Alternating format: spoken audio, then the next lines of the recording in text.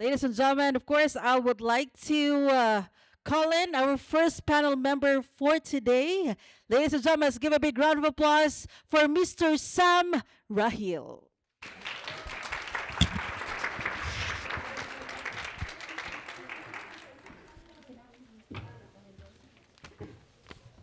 Hi, everyone. My name is Sam, and I am a business and investment advisor for newcomers and like immigrants. It's such a pleasure to be here, and I'm looking forward to the chat that we'll have with the panel. Thank you.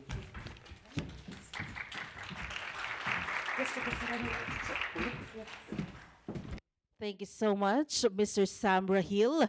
This time, we would like to call in the second member of our panel. Ladies and gentlemen, let's give a big hand for Michelle Okere.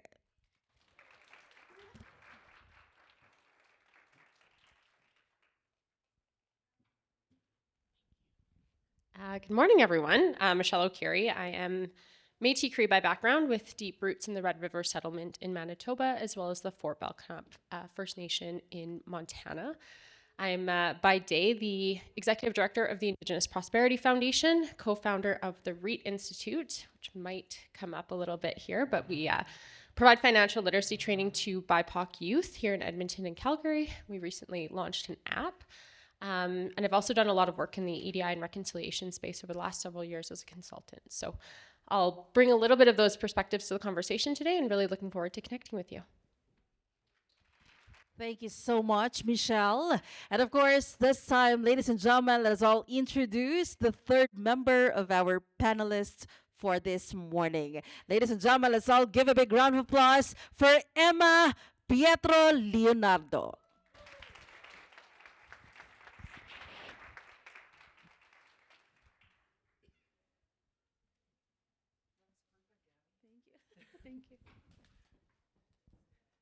Hello, everyone. My name is Emma, and I'm an integral member of the Explore Edmonton Corporation.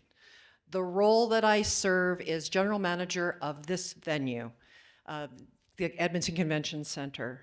I am a first-generation Canadian. My mother was an immigrant from Europe, Italy specifically, not knowing a word of English.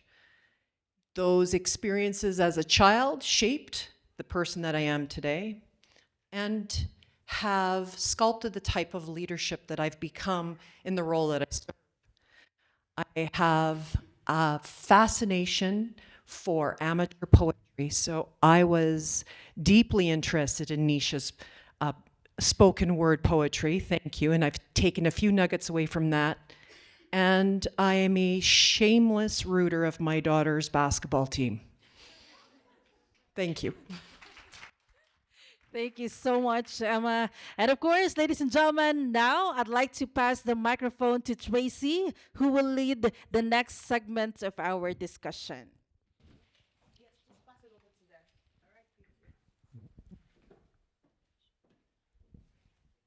So we're missing a panelist, as we said. It may be around the building, but he may be joining halfway through. Nice to meet you all. Emma, Michelle, I know like Okereke, it's Okereke. I know that's for sure. It's not, no. It's not okay. Just Okere. Oh, okay. Oh, I thought it was Okereke, but my bad then. And then Sam, it's a pleasure meeting you all. And I really appreciate you being here. So we just have a few questions we're going to be asking today, then we just get to pass the mic along, and while we watch that for Sammy to be in. We have Sam and Sammy. Okay. So with the first question here, we're just going to be asking about like defining diversity, right? So how do you define diversity in your organization? And why do you believe it's essential for fostering innovation? So that's going to be our first question for everyone. So while we dive into all these questions, please, we urge that everyone, come up with amazing questions that we're going to be asking our panelists here, right? So this is an opportunity for us to all dive into this important topic and then get away with tangible answers, okay? So before we actually go even more deeper, maybe we just want to say a little bit more word about what you actually do in depth at your organization. Is that okay? Yeah, of course. Sure, I can start it off since I got stuck with the mic. But Like I said, I am the executive director of the Indigenous Prosperity Foundation. So we are a national charitable foundation that supports Indigenous entrepreneurship. We were founded out of NACA, the National Aboriginal Capital Corporations Association, to better support the gaps in the system for Indigenous entrepreneurs. And so we focus on 4 key areas. One of those is funding. The other is mentorship, financial literacy and entrepreneurship training, and then digital access, because we recognize that can be a real barrier, especially if you're living in rural and remote communities. I also mentioned I'm the co-founder of the REIT Institute, and I think that that's relevant to this discussion. We co-founded that back in 2020, kind of in the aftermath of George Floyd and the racial equity movement, recognizing that there was, a lot of conversation that was happening on Twitter and online, and organizations that did really great creative writing assignments and making their commitments to racial equity, but not necessarily following it up with a lot of action. And also a lot of people who were angry. And we thought, there's an opportunity here for us to be a part of moving things forward, maybe just in a really small area of the world, but it was our way of contributing in some way. And so we developed an 8-week program that focuses on financial literacy for BIPOC youth that partners with the commercial real estate industry. So really applying those learnings to real estate. The way that goes is it's a combination of online learning and then in-person workshops. The scholars are broken out into teams that they get to work on through the entire of that. They have mentors at the university as well as the industry level. So you don't just get to slap your logo on and be a part of it in that way, but you actually have to put your time and commitment into mentoring and supporting these youth through the program. And then it culminates in a kind of Dragon's Den style pitch competition for the chance to win a $10,000 scholarship. So they're working towards something, there's some incentive there. When I think about how diversity is defined in my organizations, it looks a little bit different in each. So obviously in the REIT Institute, we focus specifically on diverse youth, so BIPOC youth. We have very clear definition of what that looks like. But within the Indigenous Prosperity Foundation, we're very, very focused on supporting Indigenous people, specifically youth, women, and early stage entrepreneurs. And the people that we bring in around the table, we recognize it's really important to have that lived experience. And so we want 75+% of our staff to be Indigenous. Now, if you look across Canada, there's 450 plus First Nations, which means there's a lot of diversity amongst the different nations in Canada, the experiences that you may have had if you live on or off reserve. And we value all of that because those experiences really help us to understand what the unique needs of those that we serve are. So we just asked Sam for you to just go through the same question, like introducing yourself and then answering the question that's Michelle did. How do you define diversity in your organization, and why do you believe it's essential for fostering innovation? Sure, absolutely. So my Canadian journey started approximately 20 years ago when my family came to Canada. And one of the things that we quickly realized, though, is that for us at least, diversity was not something like a checkbox to be checked off. It's belonging to an organization where your ideas are heard, regardless of the color of your skin, your gender, right, or your ethnic background. You know? And so for the past 15-ish years, I have volunteered with various organizations to help newcomers settle in. And the biggest challenge that I have seen is that when newcomers they come over here, men, they tend to settle faster. Kids, they go to school, they're good to go in the next month and a half. But the women, they go through lots of challenges. So a lot of work like that I have done with Catholic Social Services is to enable women to especially start their own businesses, all right, go into entrepreneurship more. By day, I am a realtor, right, and I work with immigrants, with minorities to help them start and grow their businesses. That's right. Emma, would just introduce yourself a little bit in depth and answering the question. Thanks. think I would start by saying right off the bat that the possibility of the resources that are available just even in the company that I have on the stage today is remarkable and something that I'd wish my mother had access to when she first moved to the country many years ago. The pronouncements or the challenges that a newcomer would face, amongst which include language barriers, how to navigate labor laws, how to shop in a store without understanding what labels are, is quite challenging and daunting. And even as we enter schools as young children, learning a language at the same time that we're learning the language as well. That was many years ago. Still, those learnings, those nuggets that you take along with you, teaches you some things on how to look and listen. And the work that I do now, I serve as general manager for the Edmonton Convention Center, but typically hospitality organizations like ours often draw newcomers, individuals who have barriers to entry in other ways. And some of the lessons that my mother taught me was referencing how her support network included other newcomers and people of color. And they helped her navigate those spaces. And that's entrenched in the way that we approach our leadership. We attract and develop individuals who have come from amazing backgrounds to work at the convention center and the work that we do. They may be in a custodial role, but we're pharmacists back home, or doctors, or physicians, or accountants, or engineers. And my work would be twofold. I translate content that comes from our senior leadership in the role of Explore Edmonton into bite-sized pieces for the people that work for us, but also the more important work comes from gathering the feedback and the input that we work hard to collect from everyone that works for us and curate it and provide it to our leadership so that we can aspire to being better, a better business, a better corporation, a better employer. There's a second part to what we do. We know that this work is important because we're also client-facing. So our clients have to see, it's important to us to know that they can relate to us in other ways. So if we have a cultural event that's coming to the venue, seeing your people, I suppose, for a lack of a better term, is really important.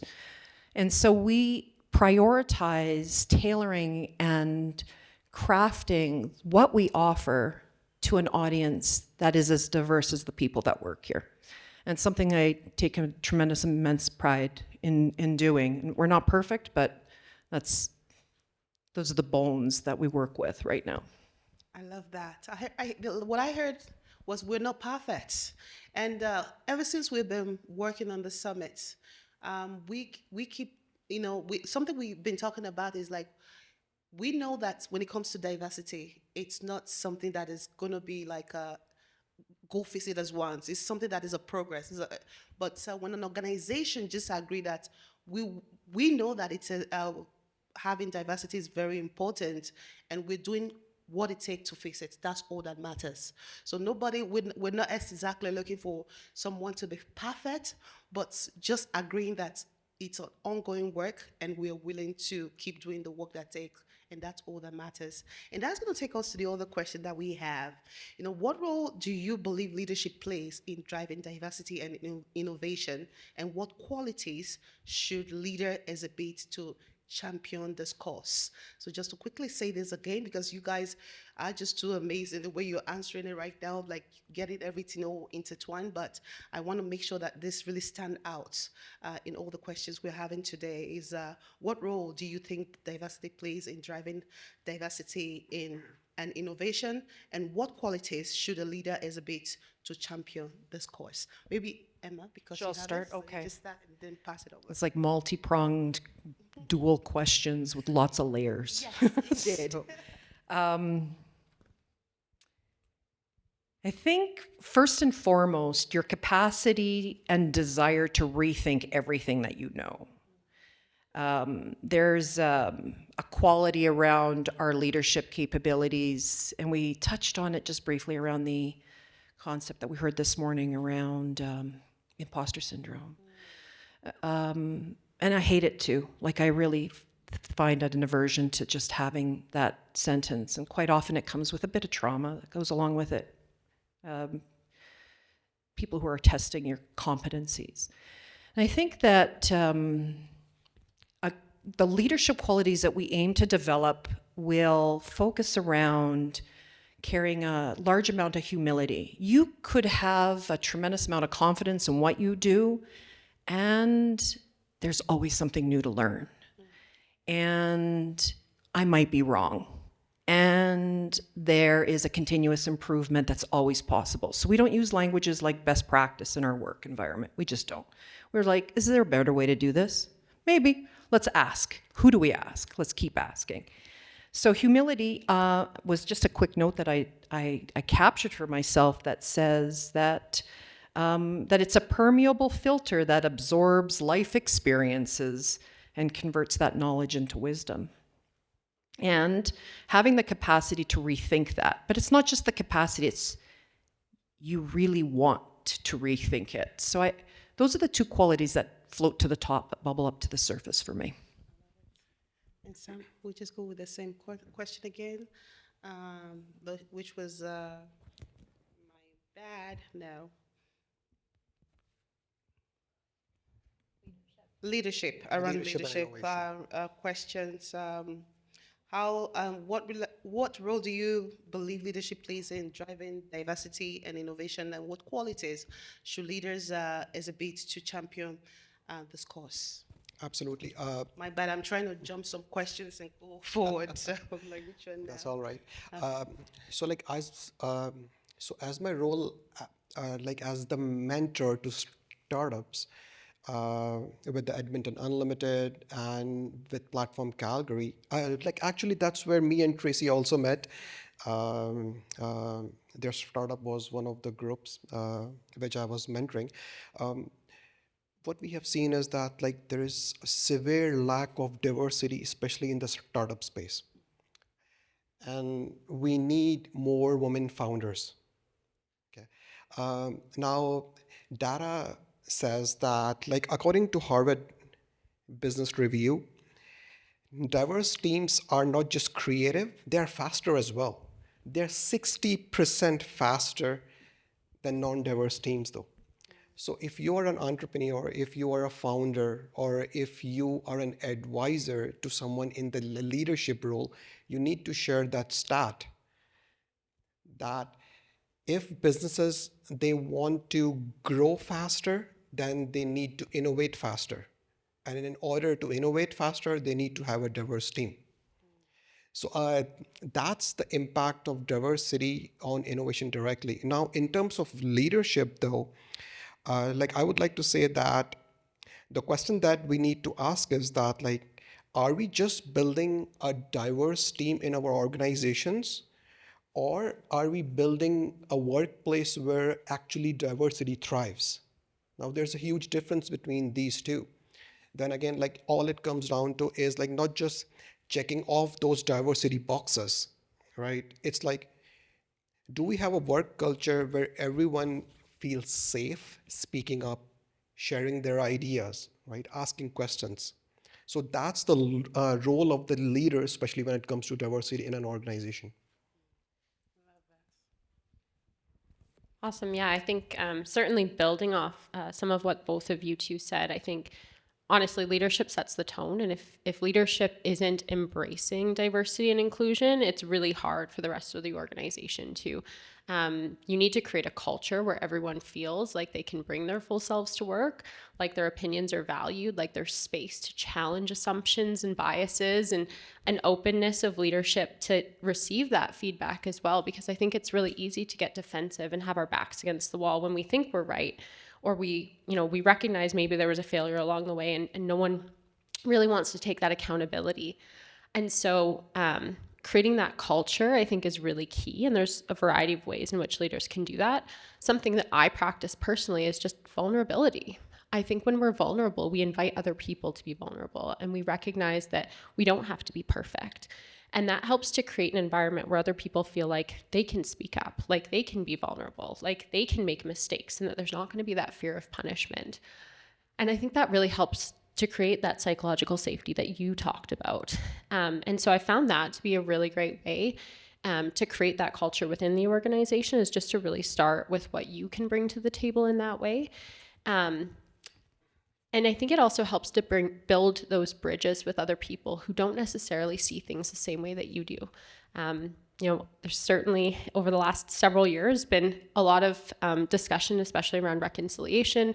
More recently, there's been some level of denial about what's happened at residential schools and whether or not those grave sites were holding bodies of dead children. There's a lot of contentious issues in the news. And when I'm kind of confronted with those things, and the conversations I have with people is, my grandmother's a residential school survivor. This is her experience. This is how it's impacted me and my family. And I think when you're able to share that one-on-one sitting across from somebody, it helps them rethink things as well. I love that. I just love the fact that you all are answering this question from a very diverse perspective, from how you work from your organization. I think this is really tangible to everyone that is seated there. And I hope you're having the questions, because we're going to be leaving like 10 minutes for everyone to ask questions. I'm trying to make sure that we can't go through all the questions, but as much as possible we can try. The last question, another question before the last two questions, is going to be around inclusive practices. What specific practices or initiative have you implemented to ensure all voices are heard and valued in the innovation process? I know, Emma, you talked about, how you bring along everyone and value everyone's opinion, and how you take note of that as you go within your organization. I thought that was cool. So now with this question, maybe we can also start with you. What specific practices or initiative you've implemented to ensure all voices are heard and valued in the innovation process? This is super cool, because this is something that we've been really developing and nurturing just recently. And it started with, I hate to say it, but it's called the policy committee. It's a policy committee. Through and through, they are looking at, this is what you can't do, this is what you can do. And there's nothing more boring to me than the language around policy committee. But there's something really fascinating and exciting about the people that are around the table in the policy committee. And there's a certain characteristic and temperament that exists amongst them all that is really quite, I don't know, delicious is probably the wrong word, but it's what it is. They are the contrarians in the organization. They are the ones that are going to disagree with you 100% of the time. And they are the ones that are like, hey, that may not work for this person or that person. So we call them our blind spot brigade privately. Policy committee exists for our board of directors, but they really behave in a manner that begins to test assumptions, tests practices, tests things in a way that comes from a real authentic place. And that work is really exciting. And it is something that I have strongly advocated to continue. That's at one level.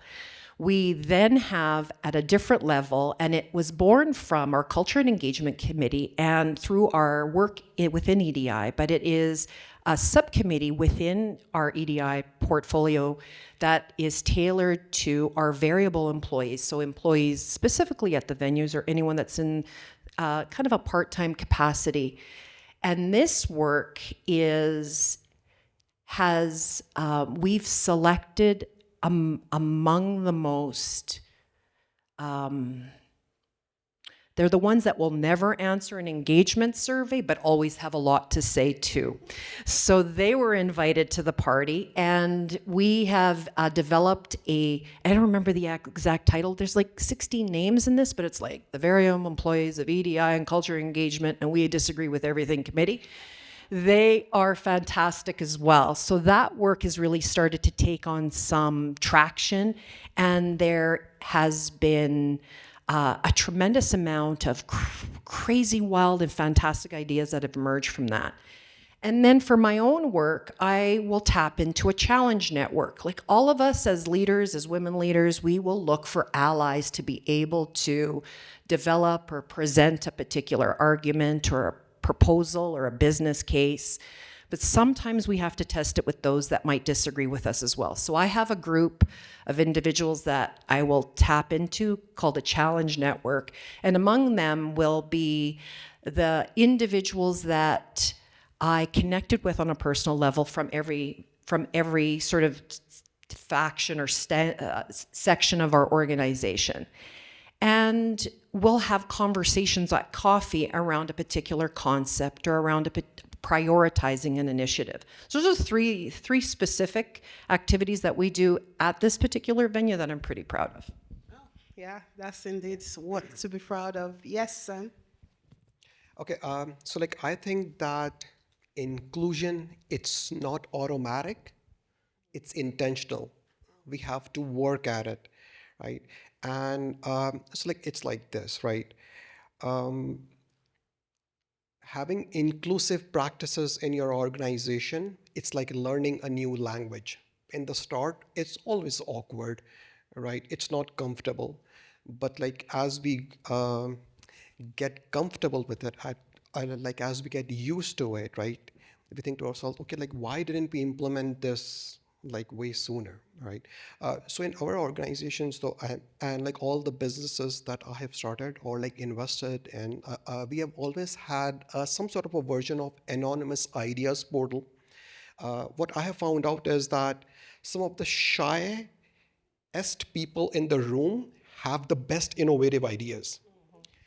And we need to give them a way to communicate those ideas, So like we have always had some version of like anonymous ideas portal where they could come in, right? They could like share their ideas. If they want to share their name, they can. If they cannot, they can share it anonymously.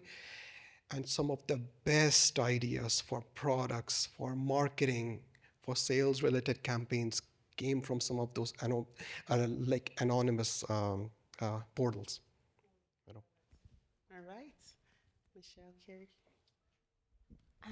Yeah, I think about this in a variety of contexts from a leadership standpoint, and especially organizationally. One of the things that I think is really important is involving people in the process. And so I take a much different approach, especially in the not-for-profit sector, to strategic planning, for example, than I think a lot of organizations, where it tends to be kind of the CEO and the board go away and they do a retreat and they come back with a strat plan, and you're kind of just informed of it and you don't really see yourself in it. And I think that can be a real challenge. And so for me, when I'm taking that on, it's really being an intentional, inclusive approach where the entire team is brought in from the beginning. So we have representation from a variety of departments, and we're getting regular feedback from every single person in the organization.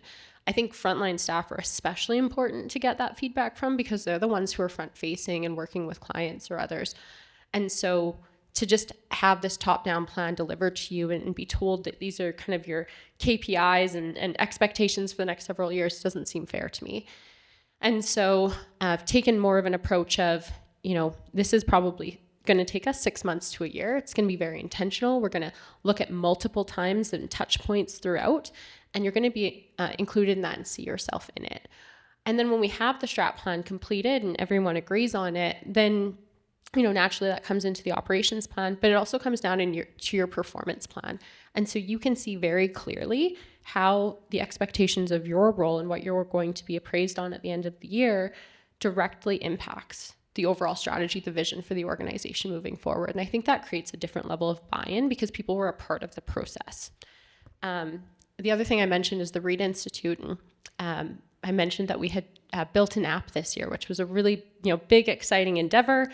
But we did that so that we could better serve the youth that we work with, but also the mentors, the sponsors. And so we needed them to be a part of that process. We couldn't just say, yeah, build us an app, here's what we think we need, right? We did a lot of research and development and engagement on the front end at that midway point. And then, when we had that final product or near final product, to get further engagement. And we did that through a variety of platforms.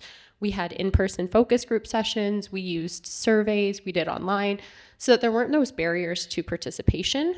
But it also kind of took into consideration the various ways that people feel comfortable. So not everyone will speak up in a focus group session or online platform. They might prefer one-on-one or the opportunity to really think about things and write it down. And so I think really considering the various ways in which people engage and adapting to that is really critical. And it takes a great leader with great tune to understand that everyone shouldn't be lead in the same, like in the same way, right? You just have to understand individual personality and then giving them room. Understanding what platform they shine is so crucial. And for a leader, I think that's what it should be the responsibility of a leader to know that, so that all voices are included.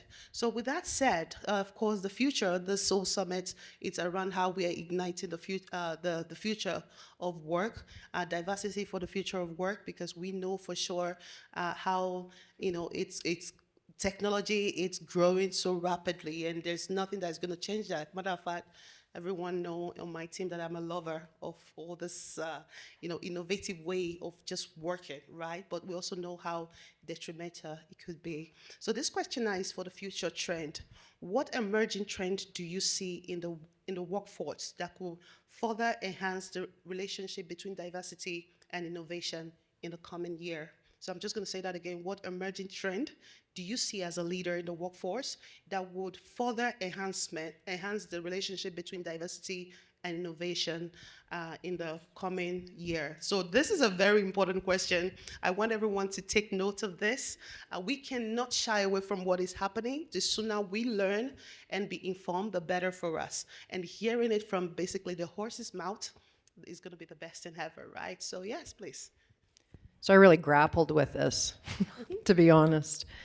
When you're considering prophetic or what those emerging trends are, checking up your own bias to even have that conversation with yourself, to look for that, I found it a bit difficult. And then I kind of stumbled upon an example, very recent example that we just experienced, that I experienced in the work environment. And it was specific to, it's a little narrower, but it's specific to around invisible disabilities. And we encountered a work environment where the individual was encountering some challenges being successful in their role. And at the surface, it just felt, at the surface, you didn't really understand whether it was management conflict or it was other types of challenges. I had asked to review the formal request for accommodation from the employee. While we were reviewing the accommodations, there was a few things that kind of caught my attention and were flagged around neurodiversity. So this was an undisclosed disability, and there were some requests that suggested that the individual might need something a little different in terms of accommodating this particular disability. And long story short, we pivoted and made those changes. But what we encountered was a gap in our job descriptions. And the job descriptions at the recruiting level didn't seem to invite or promote the inclusiveness of things that you may not want to ever disclose. And it caused me to consider a trend or a request around reviewing what those job descriptions could possibly look like and the language that we use in them, especially around specifically around disabilities that we can't see or people are afraid to share, and that's okay. So it was that was an aspect that we just recently identified. So in terms of a trend, I don't know if it is, but it's definitely a gap that we've experienced that we'd like to address. I just love that. Of course, it's a trend. It was even just, I think it was in the last year that I started to hear a disability like that, and you'll be surprised how common it is. So definitely, that is definitely a trend that we have to, because when it comes to diversity, disability is one of it, and understanding all aspects of disability is so important. And one of those is diversity. That's one of it. Some of our candidates do. When I heard about it, I was like, wow, it's something that we have to pay attention for. Thank you for including that. And Sam, what do you have to say to that? Yeah, sure. So diversity, it's not just essential for today's workplace. It's essential for the survival of the workplace moving forward. I think that the workplace is evolving, and the questions that we should be asking is that, are we actually prepared for remote work, right? AI and cross-cultural collaborations. According to the World Economic Forum, by 2030, almost 80% of the teams would be cross-cultural teams. So are we prepared for that? That's a loaded question, right? It's like every leader in every organization on every board needs to understand this, that a good painting cannot be painted by just one or two colors. The more colors you have, the beautiful the painting gets.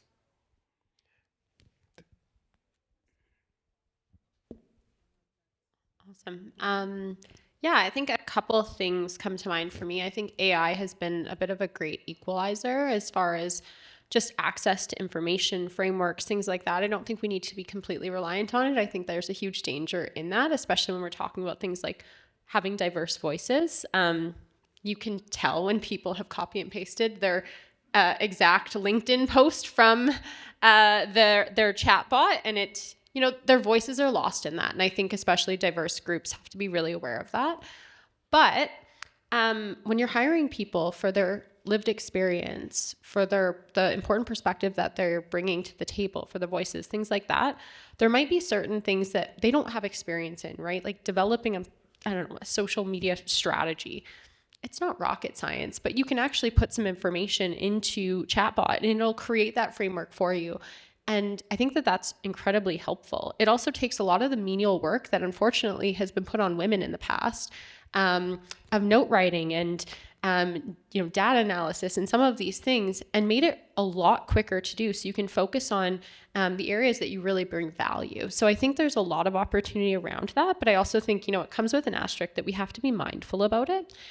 At the same time, I think, the pandemic and the work from home and the use of technology around that has been a really great opportunity to provide jobs and opportunities to folks who, there might have been barriers to going into a workplace for a variety of reasons. Maybe you have a young family. Maybe you live in a rural and remote community. You want to stay near to home. You have other caregiving responsibilities.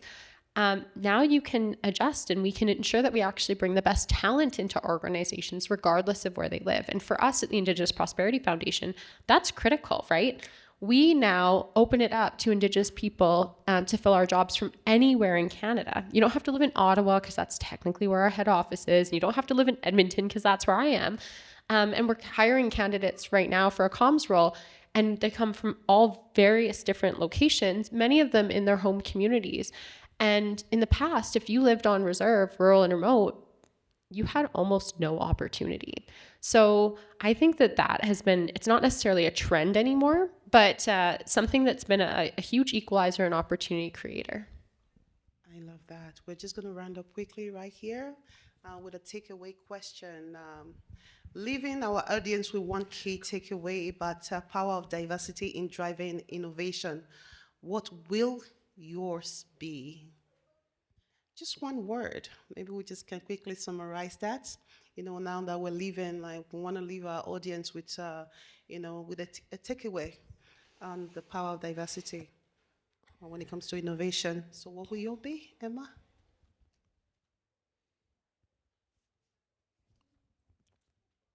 Practice humility. Practice humility. Yes. Be open to all the ideas. Be open to all ideas. It's very important.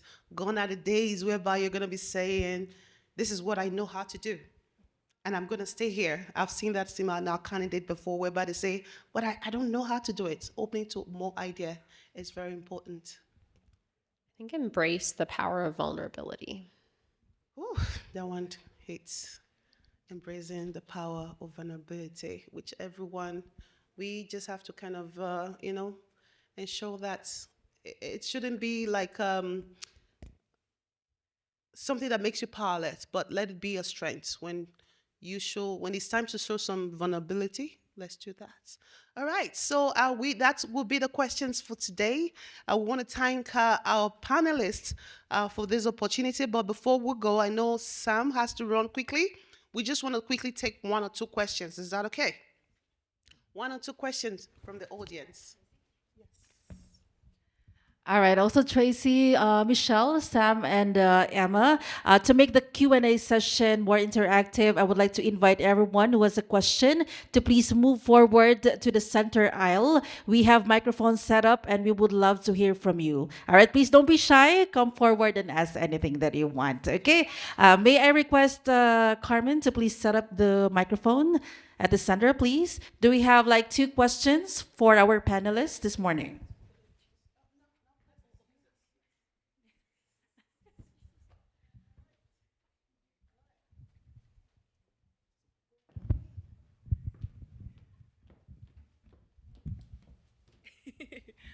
Adjusted to my height too.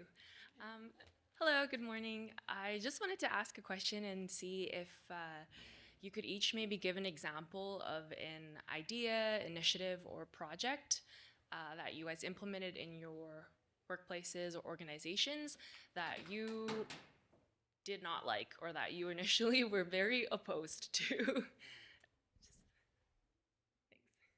I kind of have an example. I don't want to say I didn't like it, but my initial thoughts around it were we had more work to do, and so I wasn't ready to do it initially. And so it's actually back when I was the CEO of Compassion House Foundation, and my communications coordinator or manager at the time came forward and said, like, 2 things that we could do to be more inclusive are, one, recognizing, like, having our that we were on Treaty 6 and a land acknowledgement in our signatures. And the second was around the use of pronouns. And I said, absolutely, fully support that. I do that all the time. However, I'm not ready to do that until we've done the work internally, because that is just, to me, performative. We're doing a checkbox. Yeah, we put that all in there. But if every single person on our team doesn't understand why we do that, it's actually a huge risk to our organization. And so rather than just saying, yeah, let's do it, no problem, we actually went through about a 6-month kind of education and training journey, I would say, from everyone from our frontline staff all the way to our board of directors, to make sure that our messaging was consistent, to make sure that it was in line with the values of the organization and what we were saying, because we were an organization that served women who were battling cancer. And so you put your pronouns in your bio, and then the question becomes, how do we define women? And are we all clear on that? And there were some very contentious conversations, not amongst my staff. We were all pretty progressive in our views around these things, but at the board level, where we actually had to bring in, ISMIS to do some training with us and a lot of really tough conversations. But it was important for us to do that work first rather than just to say, yeah, let's just checkbox that. We'll throw it in there, because I think that's the easy thing to do. The hard thing to do is the education, the hard conversations, and getting on the same page. Yeah, so like I also want to echo what Michelle said, that we have not had any initiatives where we regretted uh, like implementing those, or they were bad initiatives, but like it's a learning process. One of the biggest learning points for me was that like it's not just important to hear different voices which are in the room, but different voices globally as well. So we were working on a marketing campaign for which we were stuck, like, how do we execute this? And one of our team members, she works from Dhaka, Bangladesh. She was on mat leave, so she joined us after a few months though. And on the first meeting, she solved the problem like this. Oh yeah, like this is how we do things. And we were stuck with that problem for like months, right? So like it's not just important to hear the voices in the room, but also globally as well. All right. It's a really great question. I don't think I have an articulate and intelligent answer for it. I think it reveals that in our learning journey, learning sometimes is difficult. And the pace by which we integrate something requires the runway for it. So when Michelle was providing her example from Compassion House, it resonated with me on such a personal level, because the compassion even in understanding what is the next step and taking the time, the breadth of time to permit people to come along with you is probably something that I wouldn't say is difficult for me as a person, but difficult for an organization with many people. And we're mindful of that we require the runway, that we need to sometimes apply gentle pressure, and to come to a place where we feel sure of ourselves, but it comes at different speeds, I think would be probably a general response to just nearly everything that we do. I love that. I think that will be it. So we'll have one more question, and that will be all for today. So my question is, how do you embrace the power of vulnerability without sharing too much and like maintaining healthy boundaries at work? I love that. So it's funny, before this session, I was listening to Work Life with Adam Grant, and he had Brené Brown on, and she talks about this, the idea of vulnerability with boundaries. So the way she describes it is like, I can be vulnerable in a work context, right? Of, I didn't show up the way I would have liked to, or the outcome, what I thought was going to be a great idea, the outcome wasn't what I expected. Or, I'm really struggling right now with, maybe it's, what were you talking about earlier? Oh my goodness, my brain. Just not feeling like I'm enough or whatever, right? But it's not going, imposter syndrome, there we go. My brain is apparently not there yet. I haven't had caffeine today. But what I think the difference is you don't bring your home stuff to work and expect your coworkers to figure your shit out for you. They're not a therapist. That's not their responsibility. So it's like you have to have a level of boundaries around the things that you share, understanding the context in which you're sharing them. All right. Okay, just a quick take on that. Right, okay, all right. I said all right. So, of course, Michelle was. Please put your hands together. Amazing. Yeah.